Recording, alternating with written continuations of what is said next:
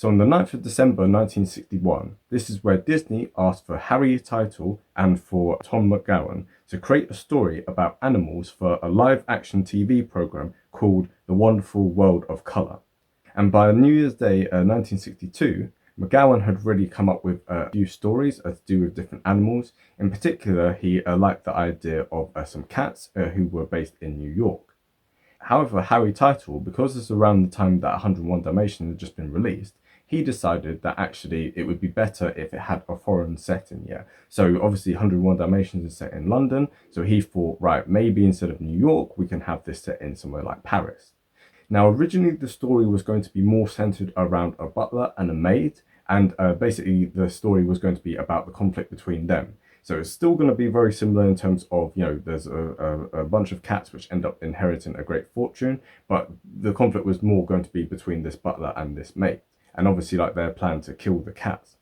But this ended up being rejected by August of 1961.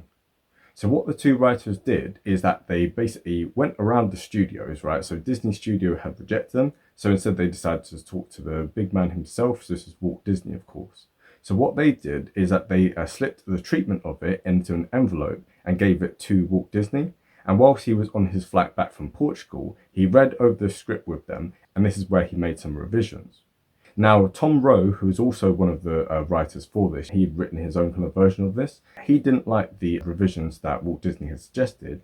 However, Harry Title was basically like, come on, the big man himself, he's okayed this, right? If he's suggesting it, we can't really override him. This is the only way the film's going to be made. And then also as well, Harry Title, he's also the one who suggested to Disney that instead of it being a live action film, it should be an animated film. Now, the idea for this ended up being shelved in favour of Jungle Book, and so the film kind of got put on ice for a few years. And during this time, this is where Harry Title ended up being replaced by Winston Hibler, who we've mentioned in previous videos as well, so definitely go and check those out. So in 1966, Walt Disney assigned Ken Anderson to basically sort things out, and so what he did is he went through the script, he neatened things up, and he also made the script a lot more cat-centric. So as a result of all this, Walt Disney ended up approving this, and this ended up being the very last film which Walt Disney had an active part in, right? So it really is the end of an era of this film. So obviously all the films up to this point, Walt Disney had an active part in. Everything afterwards would be, the kind of post-Walt world, right? So obviously things had to wait until the end of Jungle Book in 1967, but as soon as that was over, work on this began. And then the final thing to kind of say is that the role of the butler and the maid end up being changed about. So the maid was got rid of, and so you end up having the butler, who ends up being Edgar, and he is just the central villain within the story. And much like 101 Dalmatians, the storyline was basically going to be an adventure. So that was kind of how it was going to be laid out. So of course that covers the story of the creative process that went into the making of the film. But now we have to talk about the story of the studio. So Ken Anderson, he spent 18 months designing the characters for it. And with regard to Thomas O'Malley, who I reckon was named after J. Pat O'Malley, right, who we've covered in other videos as well. With regard to Thomas's character, originally he was going to be a tabby cat. However, Wolfgang Reifman, who was the director, he had remembered all the difficulties which had come from animating Shere Khan in the Jungle Book as a result of all the stripes that he had. And so they decided that instead of Thomas O'Malley being a tabby cat, he was just going to be a regular cat in order to save money and time. And then also as well, we should say with regard to the music for this, this was the very last film which the Sherman Brothers did the music for. And just like in the Jungle Book with Terry Gilkinson, so he had written the lyrics for the Bare Necessities song. And in this one, he wrote the lyrics for the Thomas O'Malley song. So in both cases, this is sung by Phil Harris. So now talking about the casting for it, so obviously as we just said, Phil Harris is the voice of Thomas O'Malley. And then you have Ava Gabor, who is the voice of the Duchess. And she's also the voice of one of the characters in The Rescuers. Talking about the kittens, you have 3 kittens. So this is voiced by Gary Dubin, Liz English, and also Dean Clark. Although they're quite minor actors and they weren't in anything else that was notable. Similarly, you also have the voice of Edgar, and he is also voiced by a very minor actor, and this is Roddy Maud Roxby. And also with regard to Scat Cat, he is voiced by Scatman Crothers. So if you've ever seen The Shining, he is the black guy in that, which is probably the role which he's most famous for. And then also with regard to the Chinese cat, he is done by Paul Winchler, and he is the voice of Tigger in the Winnie the Pooh series. Also with regard to the English cat, this is voiced by Lord Tim Hudson, and he is the voice of Dizzy the Vulture in the Jungle Book, which we just covered. Definitely check that out.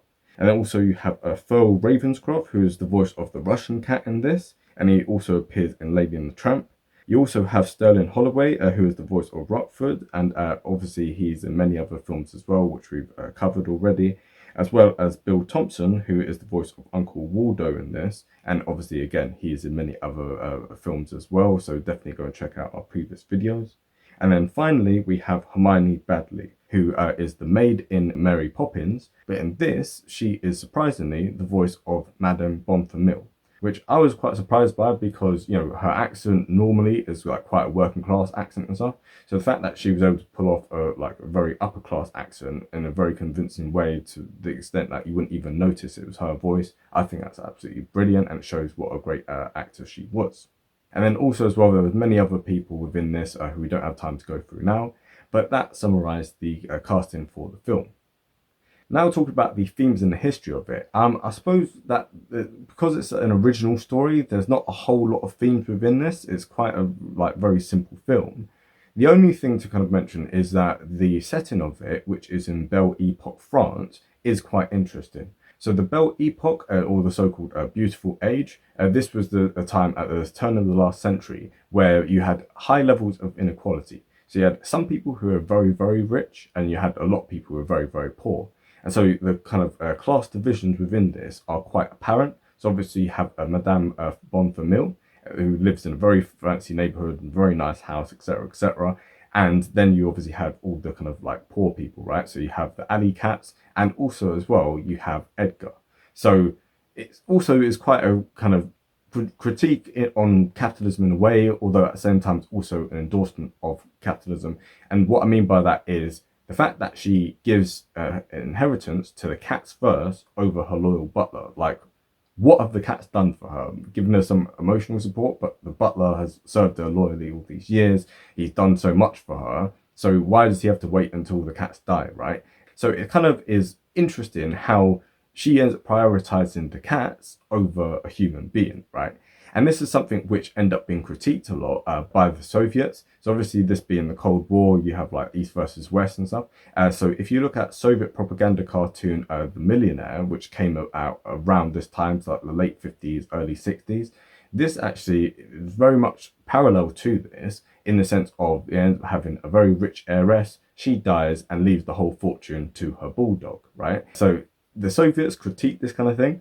But in this, it's almost a glorification of it because the cats are seen as the heroes and Edgar, he is seen as the villain, even though the real villain probably is actually Madame Bonfamille, because why is she giving all this fortune to the cats? But that's just my take anyway. But anyway, that covers the themes and the history. So now we have to talk about the legacy of the film. So it had a